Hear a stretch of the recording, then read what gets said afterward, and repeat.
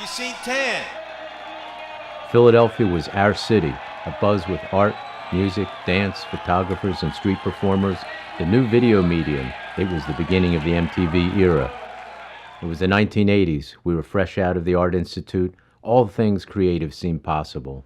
The artist community was on South Street, so that's where we headed.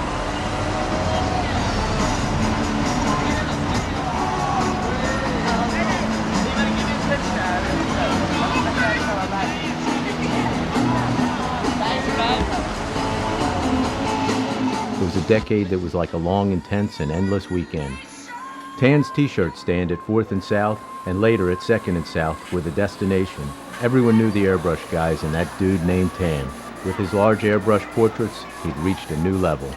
Yo, you seen Tan? Some others I've seen might never be me, might never be 'cause I'll try to be boss.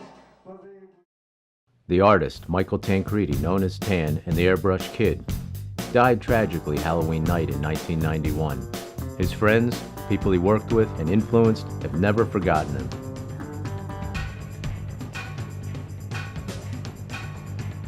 Tan was my good friend.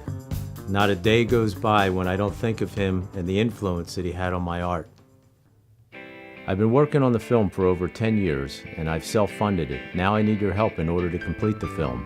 I need to travel to do more key interviews.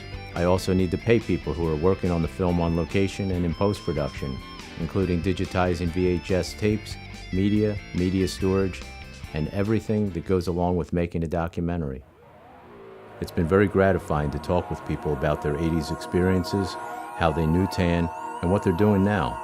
I look forward to entering the film in film festivals heavy in the arts. Another goal is to have an opening with some of his large paintings and prints available at the Art Institute of Philadelphia, where we went to school. The rewards allow you to participate in the film and to get a reproduction of one of his pieces of art. It had to be precise, my brother. Everything that he did, if you can see all the artwork and the nose, everything had to be perfect. This is because a girl kissed it in a club. And he made it so quickly and so, I mean, I've never seen an airbrush artist like Michael Tancredi, ever. And I've seen after him other ones and I'm like, no comparison. He was a genius with that airbrush. He put on a show. It was just an extension of his body, and like he would just blast it out so fast in front of you.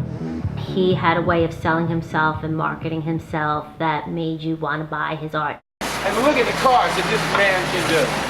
He's hot. For $25, you can have this shirt can be yours. He was limitless.